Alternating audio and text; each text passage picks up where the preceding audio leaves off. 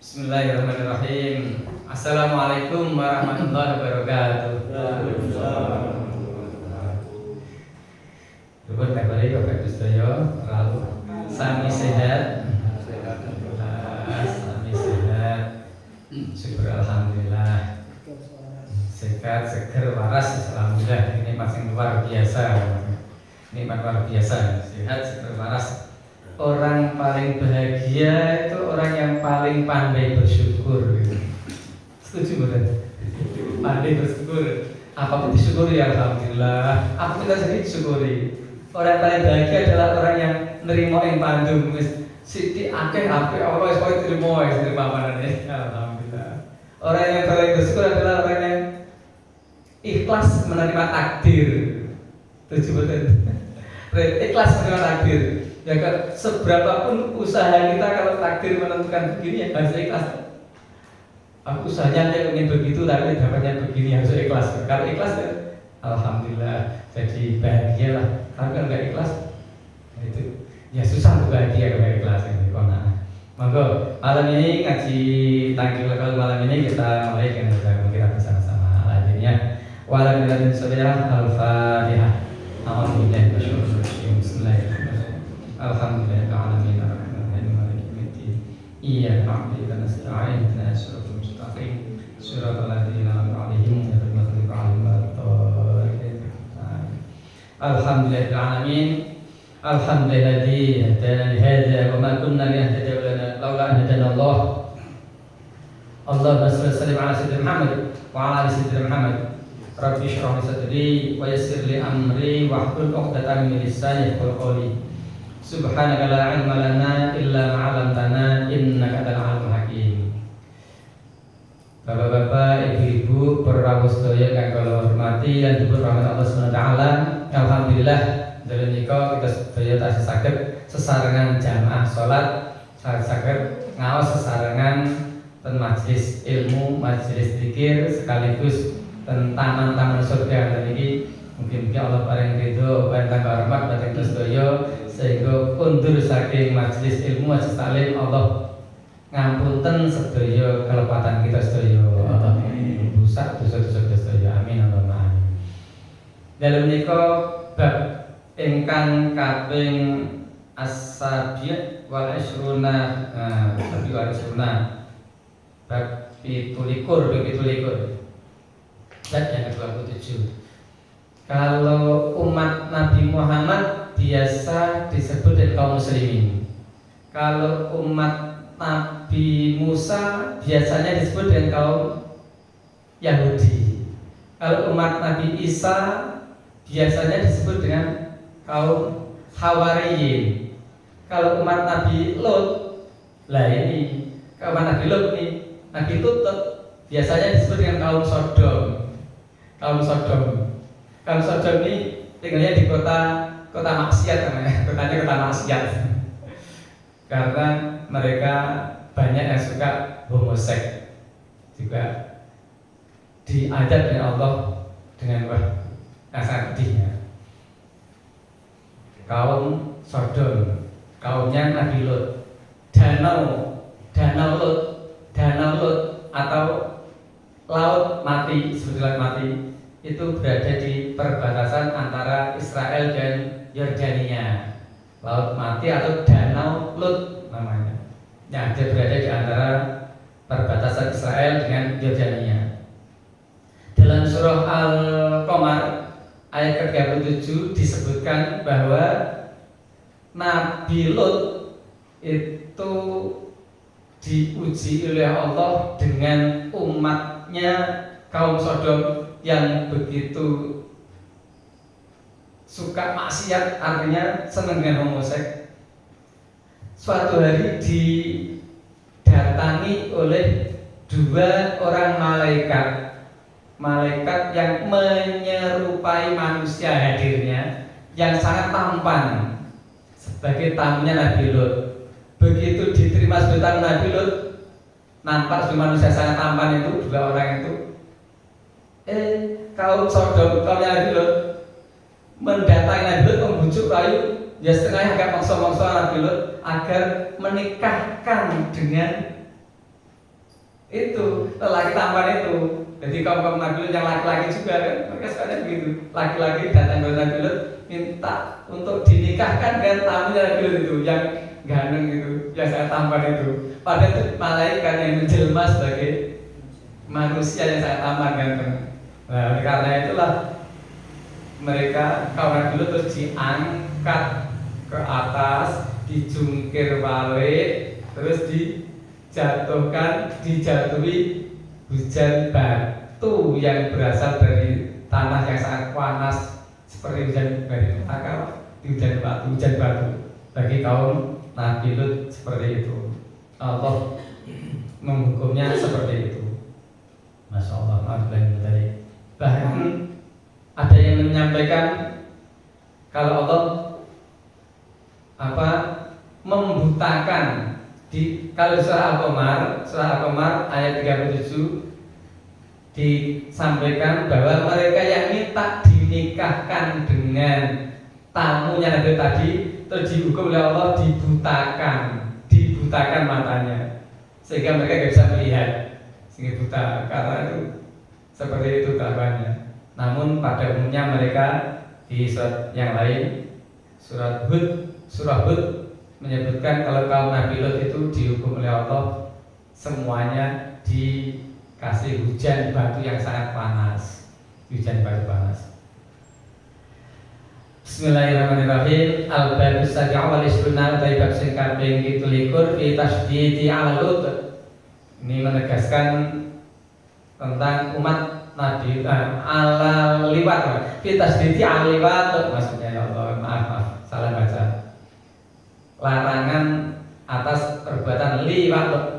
Qala Nabi sallallahu alaihi wasallam man qabbala gulaman bi syahwatin adzabahullahu ta'ala fin nari alfasanah.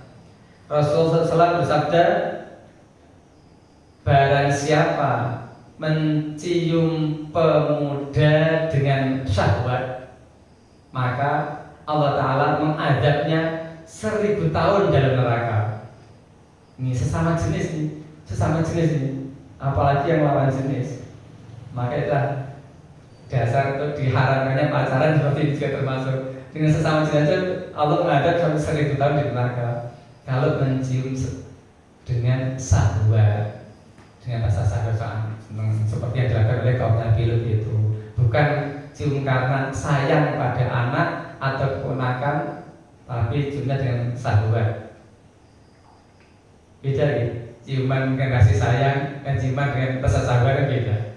Yang kedua, waqala sallallahu alaihi wasallam lawir tasalal liwati bima'il bahri lam yaji yaumal qiyamah yang lam yaji yaumal qiyamati illa junuban. Rasulullah SAW bersabda, seandainya orang yang melakukan liwat itu ya tadi, liwat itu bukan berarti berlalu kan, liwat itu bahasa lainnya sodomi, bahasa lainnya homoseks itu liwat. Seandainya orang yang melakukan liwat itu mandi dengan air laut, maka tetap tidak akan suci karena dia tidak akan datang pada hari kiamat kecuali tetap dalam keadaan junub.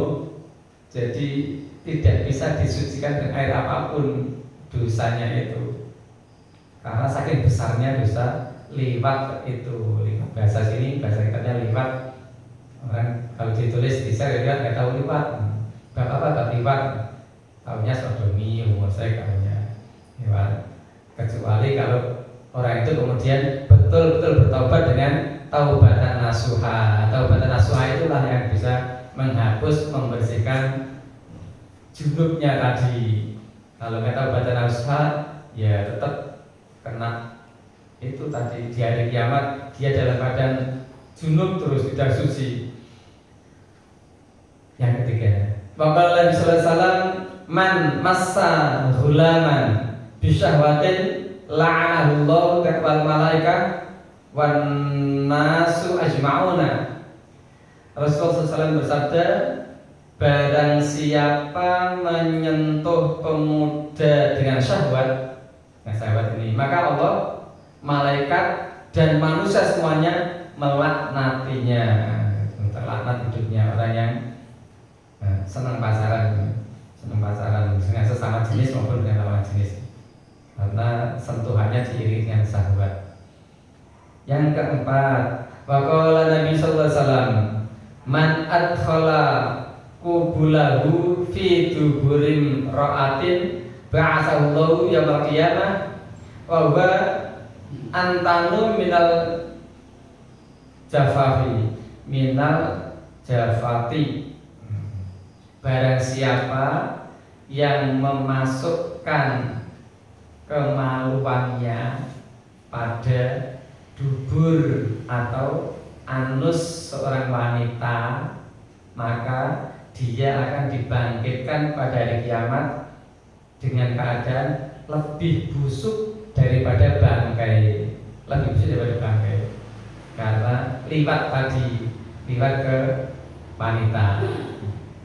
Alhamdulillahirrahmanirrahim. Ya, dibangkitkan dari pada hari kiamat yang dari kuburnya dalam keadaan lebih busuk daripada bangkai. Ya Allah. Hadis yang kelima, waqala Nabi sallallahu alaihi wasallam, idza tarrajulur rajula fahuma zaniyani wa idza atatil mar'atul mar'ata fahuma zaniyatani. Artinya Nabi sallallahu alaihi wasallam bersabda, apabila seorang laki-laki idza atarrajulu rajula, seorang laki-laki menyetubuhi laki-laki, maka keduanya fahuma zaniyani, keduanya terhitung zina semuanya. Wa idza atatil mar'ah, dan apabila wanita atatil mar'atul mar'ah, wanita menyetubuhi wanita juga, maka keduanya juga zaniyatani, keduanya terhitung zina semuanya. Jadi homoseks, lesbian, LGBT itu semuanya termasuk zina. MUI sepakat mereka yang melakukan seperti itu dihukum mati. Begitu juga dengan yang mencabuli anak di bawah umur, kesepakatan ini dihukum mati seperti itu. Namun hukum Indonesia kan seperti inilah, ini menurut saya. Waqala Nabi sallallahu alaihi wasallam, dalam hadis Nabi sallallahu alaihi wasallam yang ke-6, man qabala ghulamin bi syahwatin faka'annama zana ma'a ummihi sab'ina marrah, wa man zana ma'a ummihi marratan wahidatan faka'annama qatala sab'ina nabiyyan. Man qabala ghulaman, barang siapa mencium pemuda bi syahwatin, dengan syahwat, maka fakaan nama zana ma'a ummihi, seakan-akan dia itu zina dengan ibunya. Ya Allah, kayak orang zina dengan ibunya, seperti orang zina dengan ibunya. Ya Allah, ma'a ummihi.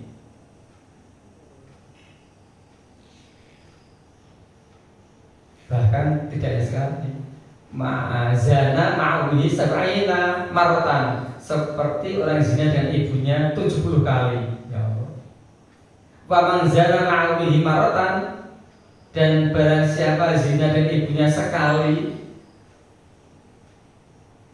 maratan wahidatan, faka'annama qatala sab'ina nabiyyan, seolah-olah dia itu sama dengan membunuh 70 orang nabi. Nah, betapa besarnya dosa ya. Betapa besar dosa ini. Ya Allah, seperti mengzinai ibunya 70 kali. Mengzinai ibunya sekali saja seperti orang membunuh 70 orang nabi, apalagi mengzinai ibunya 70 kali. Ya Allah, alhamdulillah. Astagfirullahaladzim. Wa qala sallallahu, hadis Nabi yang ke-7, man lato fi hulami asbaha fi qabrihi khinziron. Nabi sallallahu alaihi wasallam bersabda, man lato, barang siapa menyetubuhi seorang pemuda hulam, maka di dalam kuburnya ia akan menjadi babi. menyetubui lelaki pemuda di kuburnya dia menjadi babi. Maka Nabi SAW, ya betapa jijiknya orang melihat kalau lihat dibongkar kuburnya betul-betul berwujud seperti babi, betapa jijiknya orang. Hadis yang ke-8, maka Nabi SAW, idza lumisal hulamu tazul arsyu maka samawat ya Rabbana umirna nakhtifhu wa qalatil ardu ya Rabbana umirna nabla'hu.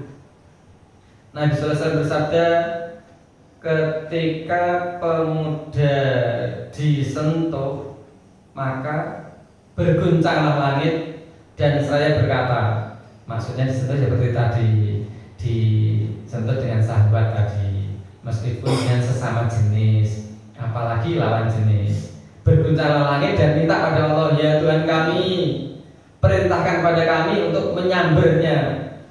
Oh ya, kepala betul aja menyambar itu. Langit minta pada Allah, ya Allah, ya Tuhan kami, perintahkan pada kami untuk menyambarnya. Kalau nggak diperintah Allah kan nggak berani melakukan langit. Kemudian bumi pun berkata, wahai Tuhan kami, perintahkan pada kami untuk menelannya. Bumi nggak berani menelan kalau nggak diperintah Allah. Jadi seperti Korun menelan bumi itu karena bumi diperintah oleh Allah. Kalau nggak ditelan Allah, nggak diperintah Allah, nggak berani melakukannya. Ya Rabbana umirna, perintahkan pada kami tablah untuk menelannya. Hadis yang ke-9, wa qala sallallahu la ta'tun nisaa fi astahihinna fa innallaha la yastahyi minal haqq. Nabi sallallahu alaihi wasallam bersabda, janganlah kalian menyetubui wanita pada duburnya atau anusnya, karena sesungguhnya Allah tidak malu untuk menjelaskan kebenaran ini. Kalau nggak dijelaskan, kalau misalkan Allah malu menjelaskan, maka kaum Nabi Lut akan lebih ugal-ugalan lagi. Bahkan tidak hanya kaum Nabi Lut, kamu sekarang pun seperti itu. Masya Allah. Di Indonesia gimana? Resminya gimana? LGBT hukumnya gimana? Bagaimana bahasa lagi? Dihukum apa LGBT di Indonesia ini? Diperbolehkan atau dilarang? Pemerintah gimana pemerintah mengambil sikap pada kaum yang mengajukan untuk LGBT, homoseksual, lesbian dan sebagainya itu? Masya Allah, alhamdulillah. Pelaku sodomi itu diancam hukuman penjara selama 7 tahun. Itu kalau KUHP-nya tidak diubah. KUHP nomor 290 kan tidak diubah. Pelaku sodomi diancam hukuman penjara selama 7 tahun. Waqala Nabi sallallahu alaihi wasallam, man wajadtumuhu ya'malu 'amala qaumi Lut faqtulul fa'ila wal maf'ula bih. Barang siapa yang mengetahui ada seorang yang melakukan perbuatan liwat atau sodomi itu sebagaimana yang dilakukan oleh kaum Nabi Lut, maka bunuhlah kedua pasangan liwat tersebut. Bunuhlah. Ini sabda Nabi begitu. Hanya di Indonesia berani apa enggak berani lah di Indonesia. Enggak berani membunuh pelaku. Jadi pelaku zina itu kalau yang dilakukan oleh sahabat Umar kemarin kita baca ceritanya di kita tangkap ini, putranya Umar bin Khattab yang tidak sengaja mabuk dalam keadaan mabuk kemudian melakukan zina oleh Umar bin Khattab dihukum cambuk sampai berapa? Sampai 100 kali cambukan hingga meninggal dunia.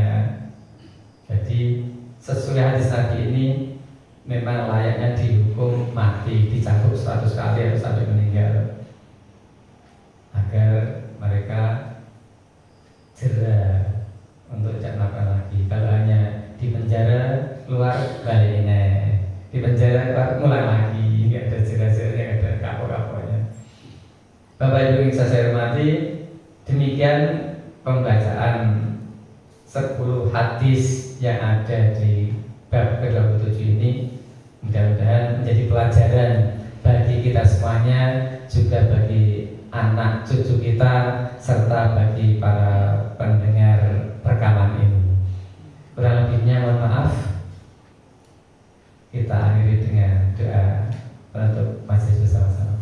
Subhanallahumma wa bihamdika asyhadu an la ilaha illa anta astaghfiruka wa atubu ilaik. Wallahul muwaffiq ila aqwamit thoriq. Assalamualaikum warahmatullahi wabarakatuh.